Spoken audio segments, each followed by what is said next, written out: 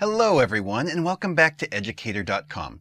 I'm Dan Fullerton, and in this lesson we're going to talk about Faraday's Law and Lenz's Law, some of my favorite topics in E&M, because it really starts to tie the entire course together.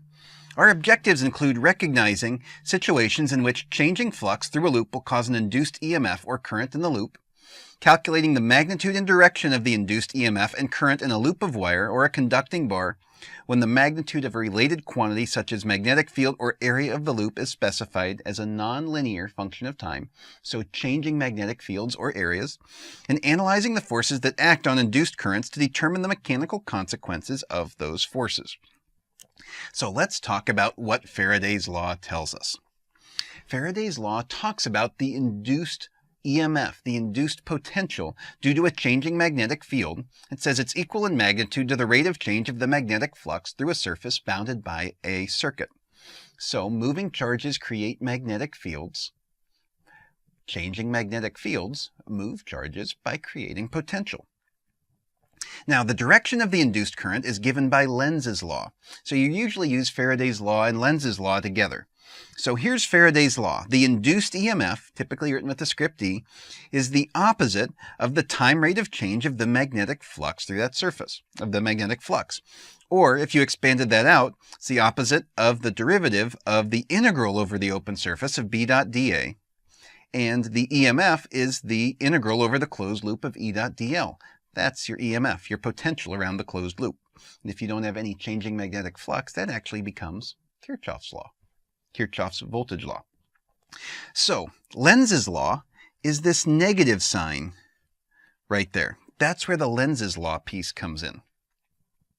So we have our surface, we have magnetic field through it, and the area is changing, or the magnetic field strength is changing, leads to an induced potential difference in the circuit. The direction of that, whether it's going clockwise or counterclockwise, that piece comes from Lenz's law. So let's go to Lenz's law here. The current induced by a changing magnetic flux creates a magnetic field opposing the change in flux. Or the way I like to think about it is if something's changing, Lenz's law, the induced current or the induced potential difference, wants to counteract that.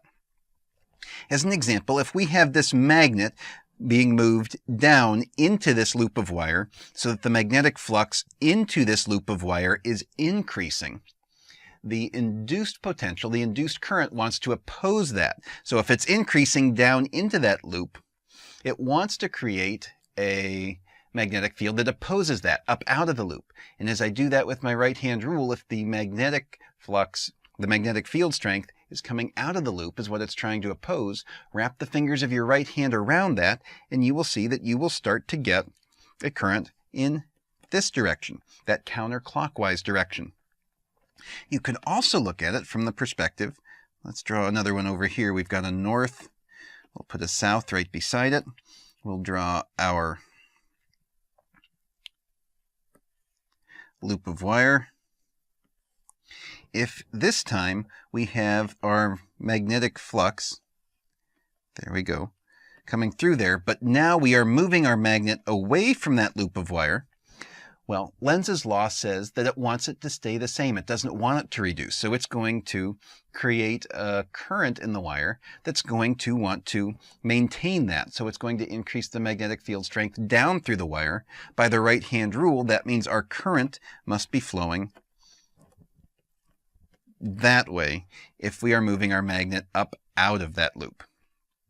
So that's how Lenz's law works. And it's really just a matter of practice. So here we go. If we have a sample like this, if the magnetic field is increasing, we're going to induce a clockwise current. Why? As we take our thumb and point it out of the page, if it's increasing, we want to oppose that. So to oppose that, we go the opposite direction, wrap the fingers of your right hand, and you get clockwise. If that magnetic field strength there is decreasing, Lenz's law says you want to work to maintain where it was. It doesn't want to decrease. That means you need to add magnetic field coming out of that loop. So point your finger coming out, thumb coming out of that loop, wrap the fingers of your right hand around that, and you're going to get the counterclockwise current. So more examples for Lenz's law and how you apply it.